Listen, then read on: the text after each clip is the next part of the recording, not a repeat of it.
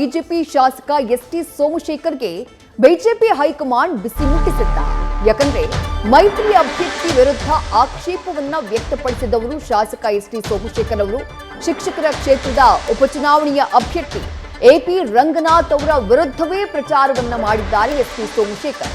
ST ಸೋಮಶೇಖರ್ಗೆ notice ನೀಡುವಂತೆ ಒತ್ತಾಯ ಕೇಳಿಬರ್ತಾ ಇದೆ. ರಾಜ್ಯ ಬಿಜೆಪಿ ಶಿಸ್ತು ಸಮಿತಿಗೆ ನೋಟಿಸ್ ನೀಡುವಂತೆ ಪಟ್ಟನ್ನ ಹಿಡಿಯಲಾಗಿದೆ. ಸೋಮಶೇಖರ್ ನಡೆಗೆ ಹಲವು ಬಿಜೆಪಿಯ ಶಾಸಕರು ಗರಂ ಆಗಿದ್ದಾರೆ.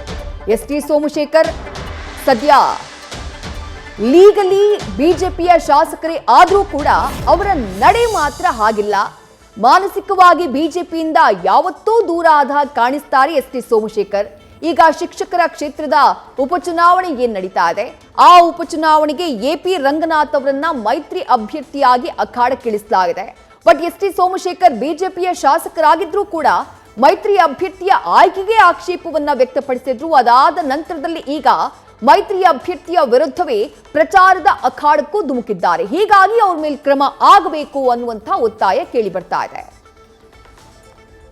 ಮತ್ತಷ್ಟು ಡೀಟೇಲ್ಸ್ ನಮ್ಮ ಪ್ರತಿನಿಧಿ ಗಣಪತಿ ನೀಡ್ತಾ ಹೋಗ್ತಾರೆ. ಗಣಪತಿ, ನಾನಾಗ್ಲೇ ಹೇಳಿದೆ, ಮಾನಸಿಕವಾಗಿ ಬಿಜೆಪಿಯಿಂದ ಎಸ್ಟಿ ಸೋಮಶೇಖರ್ ಬಹುಶಃ ಯಾವತ್ತೂ ದೂರ ಆಗಿದ್ದಾರೆ ಅಂತ ಅನ್ಸುತ್ತೆ. ಬಟ್ ಪಕ್ಷದ ಕೆಲವೊಂದು ನೀತಿ ನಿಯಮಗಳಿರ್ತವೆ, ಅದನ್ನ ಕೂಡ ಉಲ್ಲಂಘನೆ ಮಾಡುವಂತ ನಿಟ್ಟಿನಲ್ಲಿ ಎಸ್ಟಿ ಸೋಮಶೇಖರ್ ಅವರ ನಡೆ ಕಾಣಿಸ್ತಾ ಇದೆ. ಯಾವ ರೀತಿ ಆಕ್ರೋಶಕ್ಕೆ ಕಾರಣ ಆಗ್ತಾ ಇದೆ ಇದು ಪಕ್ಷದ ಒಳಗೆ? ವಿದ್ಯೆ ಖಂಡಿತ ಎಲ್ಲ ಒಂದ್ ಕಡೆ ಅಮಿತ್ ಶಾ ಅವರು ರಾಜ್ಯಕ್ಕೆ ಬಂದಾಗ ಪ್ರಮುಖವಾಗಿ ಹೇಳಿರುವಂತ ಮಾತ ಇಷ್ಟು, ಅಂದ್ರೆ ಯಾವುದೇ ಕಾರಣಕ್ಕೂ ಕೂಡ ಯಾವೊಬ್ಬ ನಾಯಕರು ಮೈತ್ರಿ ವಿರುದ್ಧವಾಗಿ ಮಾತನಾಡಬೇಡಿ, ಮೈತ್ರಿ ವಿರುದ್ಧವಾಗಿ ಎಲ್ಲೂ ಕೂಡ ಹೇಳಿಕೆ ಕೊಡಬೇಡಿ ಅಂತ ಒಂದು ಖಡಕ್ ಸೂಚನೆ ಜೊತೆಗೆ ಎಚ್ಚರಿಕೆ ಕೂಡ ಕೊಟ್ಟು ಹೋಗಿದ್ರು.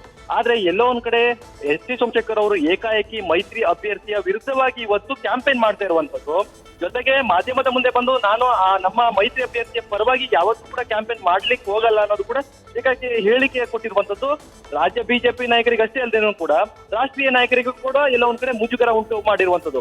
ಈ ಹಿನ್ನೆಲೆಯಲ್ಲಿ ಎಸ್ ಟಿ ಸೋಮಶೇಖರ್ ಅವರು ಈ ಹಿಂದಿನ ದಿನಗಳಲ್ಲಿ ಅಂದ್ರೆ ಅವರು ಪಕ್ಷದಿಂದ ದೂರ ಉಳಿಯುವಂತದ್ದು, ಬಿಜೆಪಿ ಪಕ್ಷದ ಯಾವುದೇ ಕಾರ್ಯಕ್ರಮಕ್ಕೆ ಕಾಣಿಸ್ಕೊಳ್ದೇ ಇರುವಂತದ್ದು ಬೇರೆ ರೀತಿಯಾಗಿತ್ತು.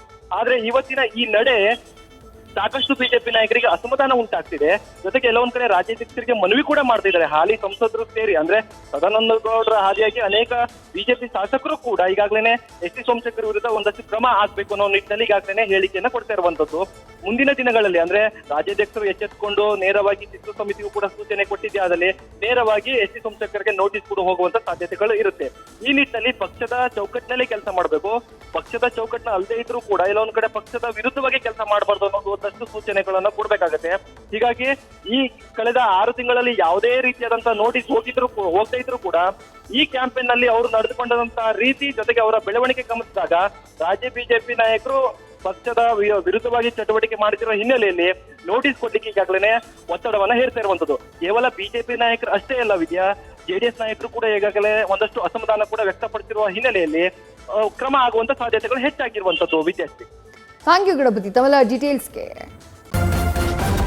ನ್ಯೂಸ್ ಫಸ್ಟ್ ನಿರ್ಭೀತಿಯಿಂದ ನಿಮ್ಮ ಪರವಾಗಿ.